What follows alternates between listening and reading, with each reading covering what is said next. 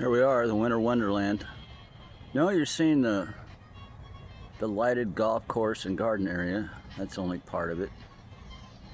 And see the lights way up in the middle of the screen? They look like they're far away. That's the skyscraper across the way. Here's my sky. And you see that star up there by that tree. It's close to the city. You can't see many stars right now. The sun just went down. A little bit hazy. And I got these lights on over here. If I turn them off, you can see more stars.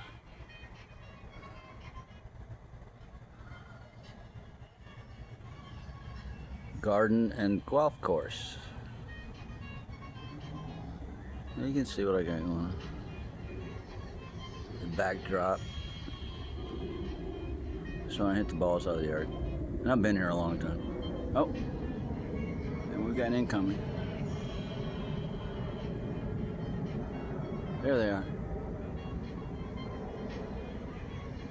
It's around 8:30 p.m.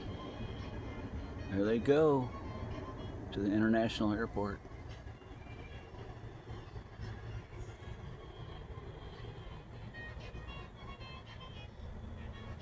That bucket has my golf clubs in it.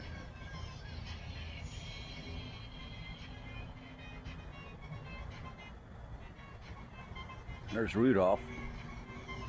The antenna, that's Rudy the Ready Reindeer, and Mickey Mouse behind him, and it's sunken. It looks like a tower, but it's that's his. He's the security guard. Time for a close-up on Mickey Mouse. You can see his bright eyes or ears, whatever they are. Where's the other one? Where's your other eye, dude? Oh, there it is. He's blind in the right eye. That's his left eye right here. This is the whole, okay, there's Rudy. You can see he's got some redness around the nose. You see the likeness? There's his eyes. He's got a long nose. He's got a blue nose. But over here, you got the, it's hole 15 right there. And then the can is hole 9. It's the only vertical hole. And if you hit into this little basket right here, you can't be trying to, if you go in there, you get -7 taken off your score instantly. So there's perks. There's perks to this business. I have to show you the new, we put up fresh tape for the, we turn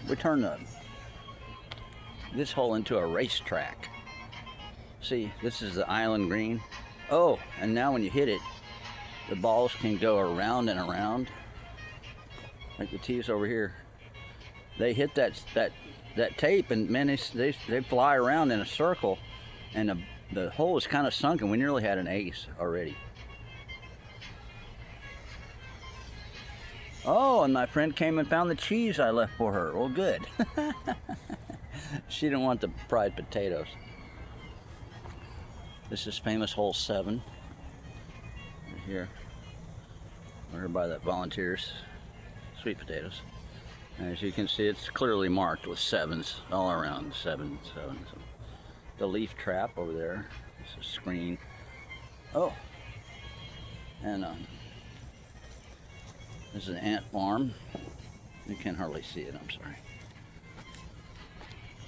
So here's the view from the tee to the island green over there. See? It looks elevated from here. I can see it.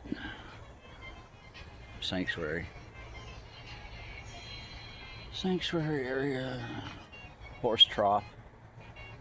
And there you have it. So, this is hole 15.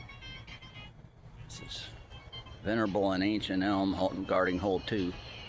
It's about 8 foot tall now. Royal and ancient hole 2 right there. Underneath it. Yeah. Accompanying okra. Ooh, it's got a flower. It's a better view of it, maybe. There it is. And we have other lights we can put on. So, anyway, that's a little bit of it. Sorry for the brevity of the situation. Hold on. So I've got a bunch of testimony of what God has done for me and what God has shown me as well, which is very, very interesting. I mean, when you think about it, life itself is a miracle. You can take this dirt, make a man out of it. God did it. Breathed his life into him, man became a living soul. That's in Genesis 2:7. So if you're breathing today, thank God for it. And if you fail to think that you should thank God for your life, you really need to rethink what you're doing. You're on earth. You're not meek and teachable. You're not trying to learn. You're not paying attention. You think it's just this is it? No, this ain't it. And I've got a reason to tell you, because I know. Because I've been other places. I've been at least halfway to heaven, and it felt like in heaven. And I've been to the outer darkness, and I've seen miracles that defy logic that God did. I've seen my SiLVerado truck, full size, 8-cylinder motor, apparently sprout wings, and we either flew over or somehow flew through a Volvo that was running a red light. And the gentleman and his wife and daughter was in the back seat. She was like teenagers. And it was so startling to both of us. It happened at 41st Street and Red River in Austin, Texas, beside the Hancock 9-hole golf course. I was coming up and I had the green light at the top of the hill. I could see it. So I was doing about 30. Because you can't really see. But I had a green light. And I could see good enough, I thought. Well, I was able to see. Anyway, here he comes from the southbound side of Red River, from the south, headed to the north, right next to the Hancock Shopping Center, which was actually the first shopping center in Austin, Texas. And at the time it was an outdoor mall. The stores opened out onto an air mall, not a covered mall. So if it rained, I mean, you had to you could walk under the awnings, but they weren't everywhere. And there was some fountains in the middle and stuff. And that was the first shopping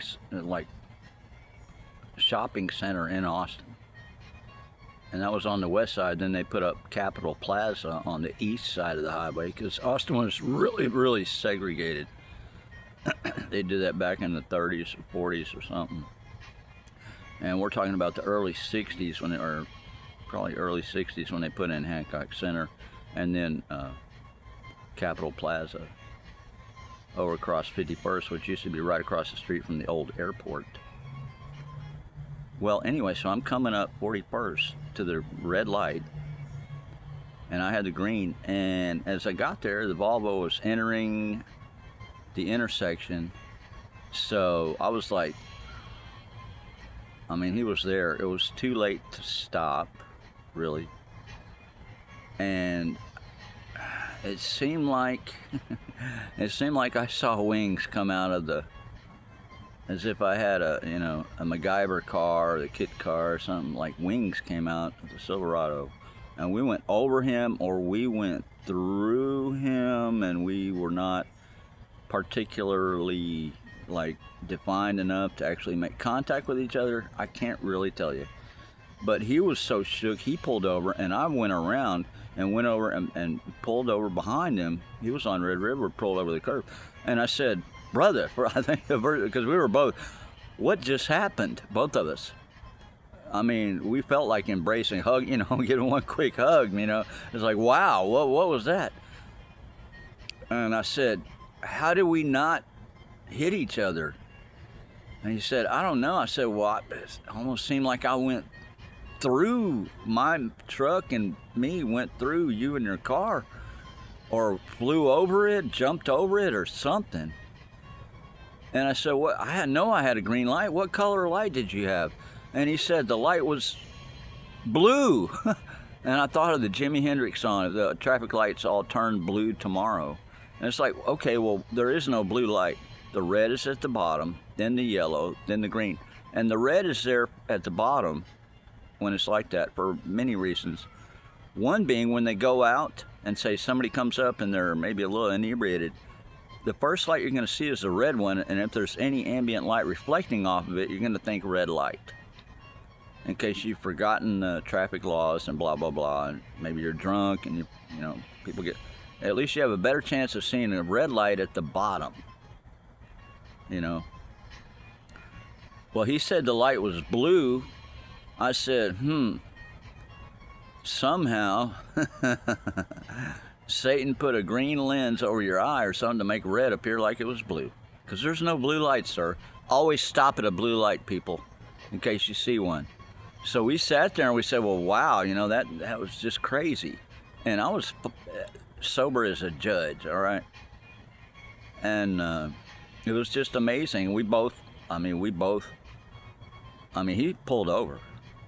And I pulled around because I continued on through the intersection after I jumped over and flew over, jumped. I don't know what happened, but I've seen some things. And I had a dream also, the abomination of desolation.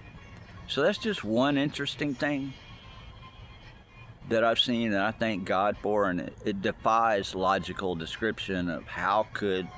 Because as soon as it happened, I was like, how do we not intersect? How do we not collide? There was no nothing. We didn't make contact, but yet our paths intersected. So you tell me, saints, God bless you in Jesus' name.